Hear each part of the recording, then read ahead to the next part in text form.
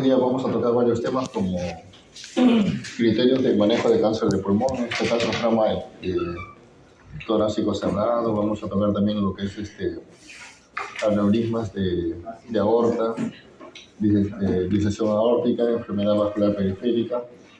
Vamos a avanzar para el último día, cerrar con lo que es la parte de cirugía cardíaca, ¿ya? Entonces,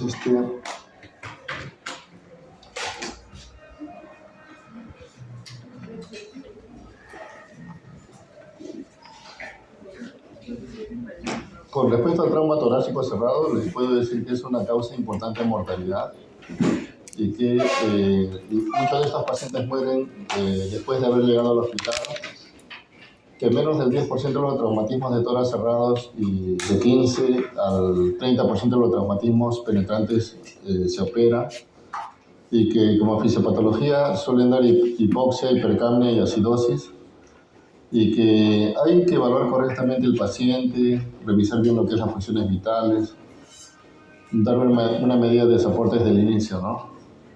Entonces, aquí dentro de la anatomía tenemos que la pared torácica tiene dos funciones importantes principales, ¿no? Ayudar en la mecánica de la respiración y proteger los órganos intratorácicos. Como los órganos nobles están encerrados en esta jaula ósea,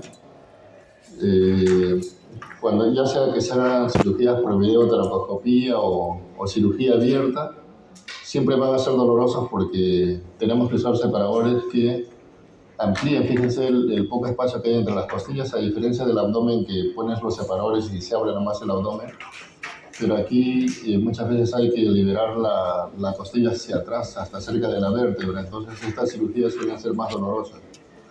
Bueno, esta caja torácica protege los órganos nobles y pueden ver aquí las costillas, desde las costillas verdaderas hasta las falsas, incluso acá hasta la 11. Hacia atrás pueden ver también las otras estructuras que conforman esta jaula, que en cierto modo le dan soporte. Aquí tenemos, por ejemplo, la zona escapular con su zona espinosa, el ángulo superior y el ángulo inferior.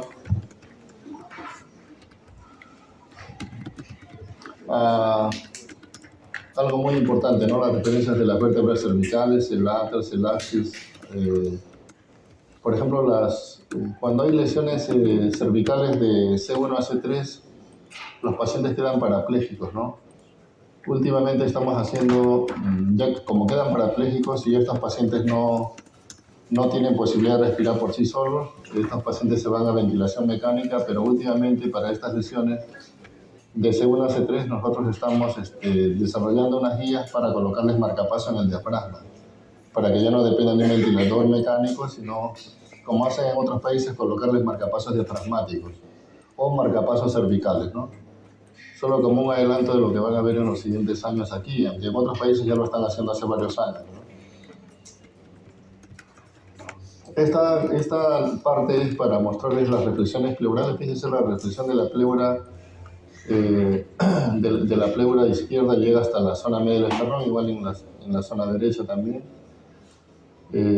Aquí pueden ver el proceso esternal, el proceso sifoideo. El sifoide está libre, ¿no? Y si ustedes se dan cuenta, aquí las primeras 7 costillas están apoyadas en el esternón. Luego la 8, la 9 y la 10 ya hacen unos puentes y se apoyan en la costilla 7. Y la 11 y 12 son costillas falsas, ¿no? Aquí, por ejemplo, se ha sacado la clavícula y, como pueden ver ustedes, primero está la vena y hacia atrás está la arteria, ¿no? Las referencias anatómicas para colocar, por ejemplo, catéter subclavio. Por eso es que cuando se coloca catéter subclavio, como primero está la vena, uno se mete por debajo de la clavícula y ahí te encuentras con la vena. El diafragma es el piso de la pared torácica y el dolor postraumático en el tórax inferior puede reflejar lesiones intraabdominales o intratorácicas, porque el diafragma es lo que divide el tórax del abdomen y asimismo es el piso de la pared torácica. ¿Lo ven ustedes? Aquí lo estamos viendo el diafragma desde la parte de abajo hacia arriba. Tenemos el tendón central, por ejemplo, este viene a ser el foramen de la vena cava, este es el hiatus de la aorta, este es del esófago, estos son los pilares del diafragma. Ven ustedes todo lo que conforma el diafragma, que es una parte muscular, una parte fibrosa, que vendría a ser el tendón. Y aquí en esta vista coronal también vemos cómo esta vista es muy importante para que vean ustedes la posición del corazón, que se apoya prácticamente en la parte central del diafragma, y a los costados viene lo que es el nervio frénico. Y el nervio frénico, fíjense que viene por los costados y da un ramo que va por la parte superior del diafragma, que es este, pero hay otro ramo que atraviesa el diafragma y va por la parte inferior. Por eso es que, como les decía, los marcapasos diafragmáticos para pacientes con paraplegia se pueden colocar vía abdominal, vía laparoscopía, haciendo unas maniobras, se le coloca aquí, o se puede colocar en el cuello incluso, donde se inicia el nervio frénico, o se puede colocar vía toracoscopía en esta zona del nervio frénico también. O sea, son varios lugares donde se puede colocar, ¿no? Todo lo que se puede rescatar de la anatomía. Entonces, cuando ustedes ingresan al campo operatorio, solo van a ver el frénico y ven que aquí se pierde, pero en este esquema les dice que un ramo va por arriba del diafragma y otro ramo va por abajo, inervando todo el diafragma. Y parte de la inervación del diafragma también lo da este nervio intercostal, ¿eh? Es importante el nervio intercostal.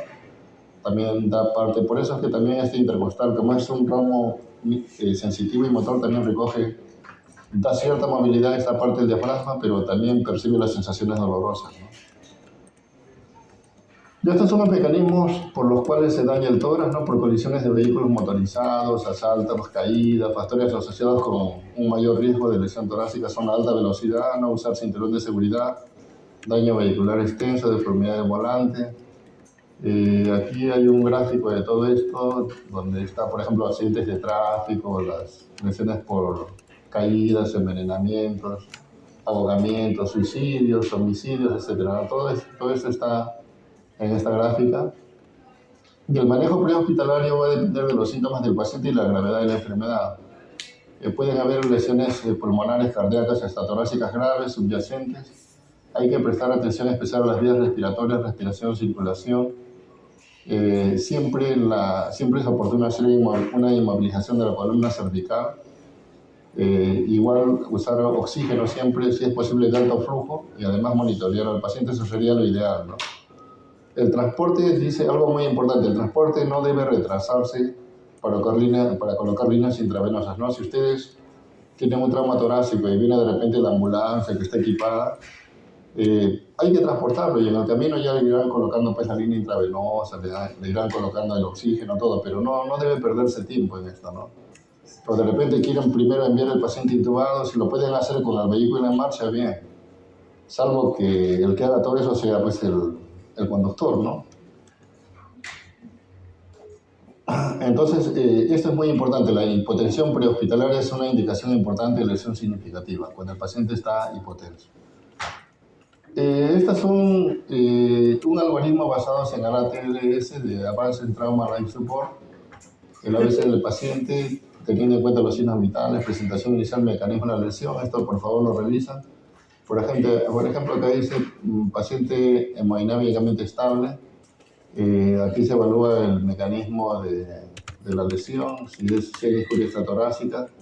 Si no está hemodinámicamente estable, o sea, está inestable, entonces hay que hacer resucitación del trauma, las maniobras, hay que hacer un examen rápido que incluye la evaluación del tórax y tomar una radiografía en supino, o sea, con paciente echado nomás, que se coloca la placa, el electrocardiograma. Y aquí hay una serie de manejos, por ejemplo, cuando hay amenaza a la vida por esta injuria torácica, lo cual se descubre en los hallazgos, cuando hay pérdida de pulsos, que se llama, o por el tubo está saliendo, si le colocaron un tubo, ¿no? Esto ya es parte del algoritmo, le colocan un tubo de drenaje, por ejemplo, un hemotórax, si drena más de 20 mililitros, kilo de sangre, entonces va a la toracotomía. Esto más o menos significa que cuando lo drenan, el paciente está aproximadamente en 1500 centímetros cuando le drenan. Si sale 1500 centímetros de sangre por el tubo de drenaje, entonces van a toracotomía. Esas son reglas que se cumplen en el traumatismo de tórax de pocas horas, ¿no? Después hay ausencia de la respiración, de los sonidos respiratorios, entonces ahí da tiempo para que le coloquen una agujita, después colocar un tubo de toracostomía. Este algoritmo es muy importante, por favor, lo revisan. Entonces, cuando dice yes, hay alto riesgo por el mecanismo que da la injuria, se hace una evaluación inicial. Si sigue hemodinámicamente estable, hay que hacer una evaluación rápida que incluye la evaluación del tórax, se toma la radiografía, la ecografía y de inmediato se le hace el manejo que requiere el paciente. Si hay lesiones por desaceleración, mecanismos o que han injuriado la pared torácica, si se compruebe esto, se le toma una radiografía, tomografía de tórax, una angiografía o una tomografía espiral multicorte. Entonces estos algoritmos son muy importantes para el manejo. Vamos a ir viendo, conforme avancemos, vamos a ir desarrollando ese algoritmo. Las lesiones inmediatas potencialmente mortales por traumatismo cerrado estas lesiones son potencialmente mortales: neumotoras de tensión, taponamiento cardíaco por lesión miocárdica, lesión aórtica, hemotoras con sangrado severo y activo, interrupción traqueobronquial, ¿no? Entonces, del neumotórax revisamos ya el otro día lo que hay que hacer, pero por ejemplo en el taponamiento cardíaco, yo incluso cuando estuve de médico residente, una vez vi llevar a los cirujanos a un paciente con una aguja en el pericardio, salía sangre, lo llevaron a sala y lo abrieron así sin orden de sala operaciones, nada, pues es una cirugía de salvataje, ¿no? Pero a veces da tiempo para que ustedes con una aguja le evacúen el hemopericardio. Puede dar tiempo, pero a veces no. Un error, por ejemplo, que cometen muchos anestesiólogos es que cuando el paciente está con taponamiento pericárdico, lo intuban, ¿no? Esto como comentario, lo intuban al paciente, pero al intubar al paciente están comprimiendo más ese corazón, porque el pulmón está inflado, más el taponamiento pericárdico le están produciendo más restricción al corazón y puede desatarse un paro más rápido. Entonces, cuando hay cirugías de este taponamiento pericárdico, lo que el anestesiólogo tiene que hacer es mantener al paciente despierto hasta el momento final, ya cuando, si es posible, todos estén vestidos, ¿no? Y hasta ahí recién lo intubo. ¿Ya? Entonces, el taponamiento pericárdico es evacuación ya sea con aguja o ya sea mediante cirugía. Las lesiones aórticas se tienen que valorar tanto en la radiografía o la tomografía. Los hemotoras con sangrado severo o activo, acá les refuerzo de que cuando ustedes tienen un hemotórax y colocan un dren torácico y sale ya en resumen 1,5 litros de sangre, apenas colocan el dren, por 1,5 litros tiene criterios de ir a cirugía. De frente, solo operación, exploración. Después otras lesiones que van a sala es cuando se interrumpe la tráquea, o sea, cuando la tráquea se secciona, o el bronquio se secciona, tienes que llevarlo a sala para reparar la tráquea o el bronquio, porque esas son lesiones bien aparatosas. Comentarios sobre la toracotomía de emergencia. ¿Cuándo operar, cuándo no operar un paciente, ¿no? Por ejemplo, si el paciente llega en estado de shock, menos del 5% de esos pacientes que llegan en estado de shock sobreviven. Por lo tanto, si el paciente llega en estado de shock, no conviene llevarlo a la operación. Hay que estabilizarlo. Después, otros que casi nunca sobreviven son los que llegan a la emergencia sin signos vitales. Llegan sin signos vitales y creen que llevándolo a sala el paciente va a vivir, pero no, pues, o sea, hay que resucitarlo de todas maneras, porque solo 1% de esos pacientes vive, ¿no? Se dan cuenta que es muy importante esto considerando. Después, ¿quiénes pueden sobrevivir a una toracotomía de emergencia? Los pacientes que llegan bien, pero los signos vitales los pierden en la emergencia, pero pierden los signos vitales, pero aparentemente no hay una lesión obvia grave, como por ejemplo un TEG, lesiones graves múltiples, ¿no? Simplemente pierden los signos vitales, antecedente de trauma, lo llevas para explorar. Entonces es una toracotomía, una video de urgencia, pero estos pacientes sí tienen posibilidades de supervivencia, los que pierden los signos vitales en emergencia sin evidencia de lesiones graves. Después, pacientes con taponamiento cardíaco diagnosticados rápidamente por ultrasonido, igual, sin lesión obvia, no sobrevivible, también tienen posibilidades de salir de una toracotomía. Pero ¿cuándo no hacer una toracotomía? O sea, prácticamente es inútil hacer. Si el paciente está más de 15 minutos en RCP, ¿no? En RCP. Si el paciente está apneico, sin pulso y no tiene ritmo en el monitor cardíaco en el campo, tiene lesiones masivas no sobrevivibles, ¿no? Con respecto a esto del RCP, ¿se acuerdan ustedes del expresidente Alan García? Ya, con nosotros trabajan dos colegas que en ese tiempo habían terminado su residentado médico y estaban en el Hospital Casimiro Ulloa. Entonces, uno de ellos lo recibió junto con los neurocirujanos, pero Alan García llegó prácticamente sin signos vitales. Tenía por ahí algo de pulso que decían que había, pero aún así lo llevaron a sala de operaciones. Lo llevaron a sala y cuando le abrieron, el balazo había atravesado el peñasco. Los neurocirujanos abrieron que la bala había atravesado el hueso. Pusieron el dedo ahí para ver si paraba con gas. Han estado así como hasta las 10 de la mañana, desde esa hora que llegó, y finalmente retiraron la gasa. O sea, él no tenía posibilidades de sobrevivir. El neurocirujano mismo retiró la gasa y chao, se fue. Así fue. Entonces, él, por ejemplo, si llegó sin signos vitales, y llevarlo a sala, ¿qué dice acá la regla? Que menos del 1% de esos sobreviven, pues se cumple la regla, pues, ¿no? Y encima, como también hay intereses económicos por parte de algunos colegas, lo querían meter a una máquina, una especie de circulación extracorpórea, que se llama ECMO, ¿no? Le disecaron las femorales, le iban a meter a... Obviamente que la empresa que trae el mismo cobra un dineral, ¿no? Por día te cobra 30.000 soles, más o menos. Pero con esa no lo pagan. Pero no llegaron a colocarle, porque el cirujano dijo que ya no era irrecuperable. Entonces, hasta ahora siguen vendiendo esa historia de que está vivo, eso ya para la gente ya es esotérica, pero no, él está bien, sí, está bajo tierra. Como decían en el lejano oeste, está a 6 pies bajo tierra, decían, ¿no? 6 pies bajo tierra. Sí, pero esas noticias siempre venden, a los youtuberos les vende bastante, entonces como sus programas de YouTube se monetizan, les conviene vender ese tipo de noticias.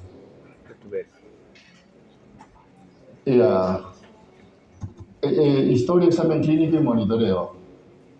La historia determina si el paciente tiene un riesgo bajo o alto de sufrir una lesión significativa.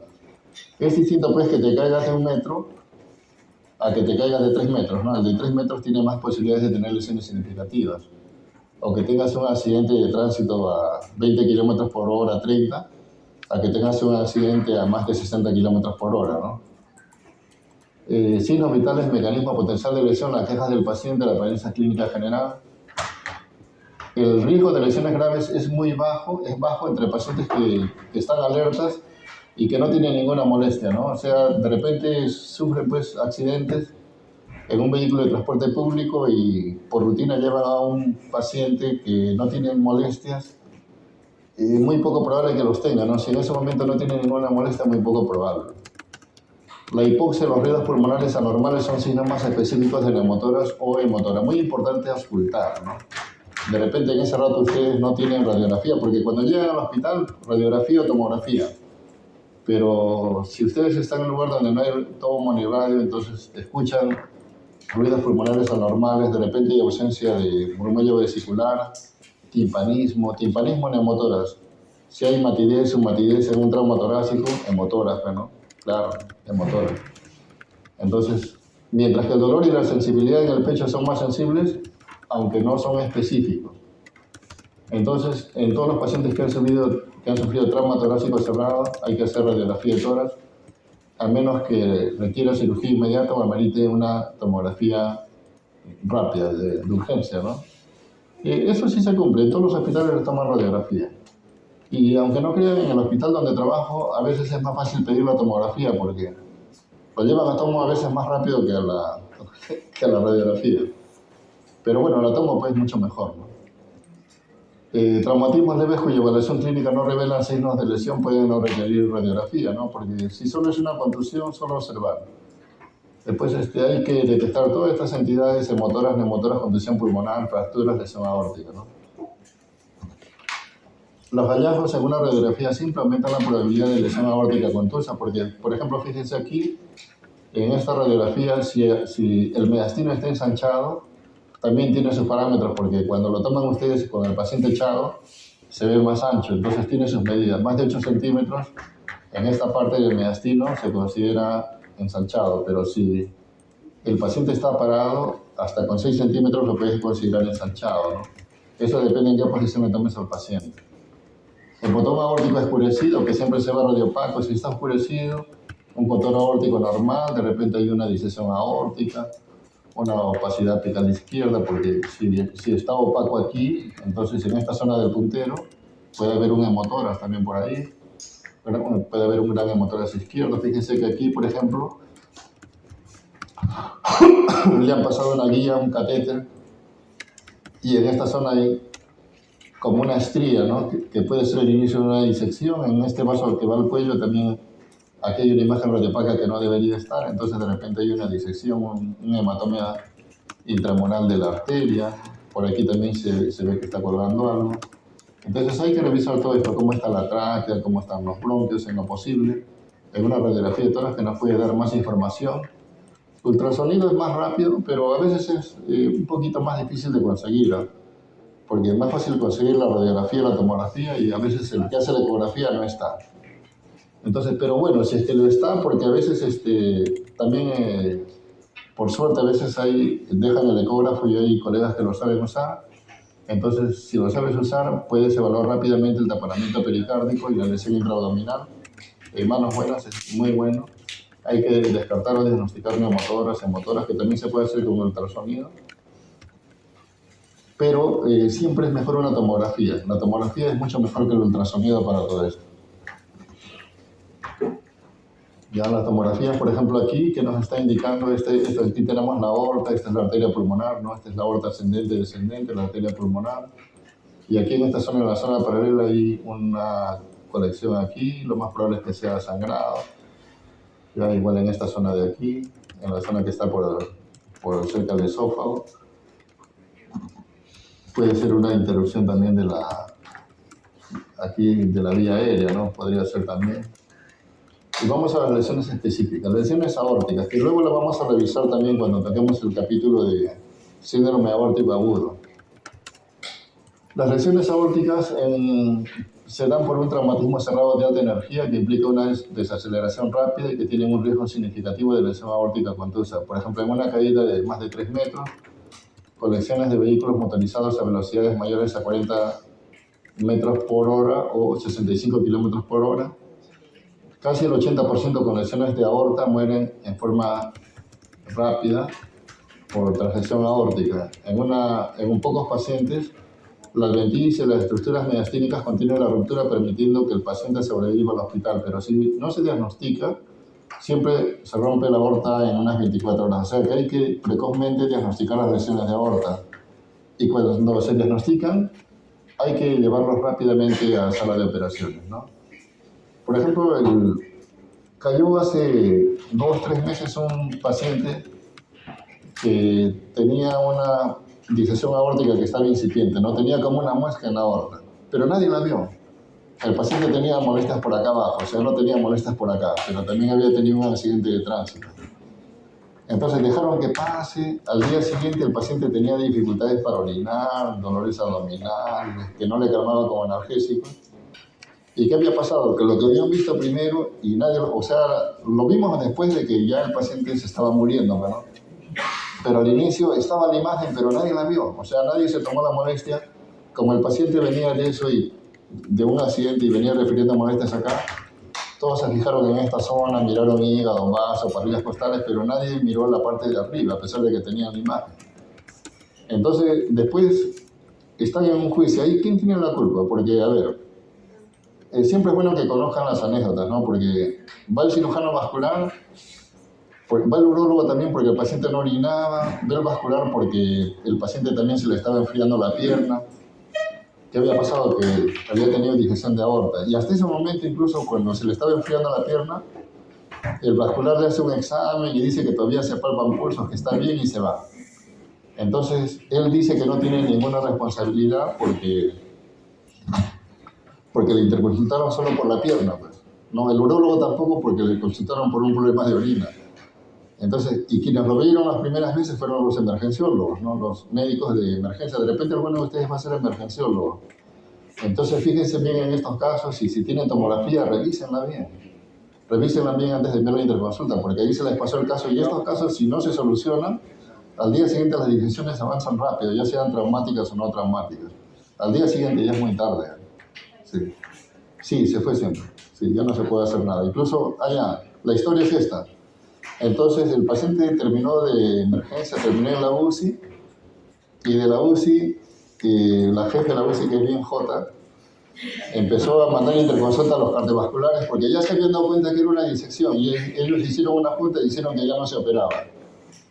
Entonces, pero Resulta que ustedes saben que existe el INCOR, el Instituto Nacional del Corazón, donde opera el corazón todos los días, 4 o 6 cirugías diarias, ¿no? Para ti es bastante, pero en otros países eso no es nada, ¿no? Pero bueno, el INCOR tiene bastantes pacientes descerebrados. Es más, a su UCI hay una zona que le dicen el bosque, y todos están vegetales, ¿no? O sea, todos los complicados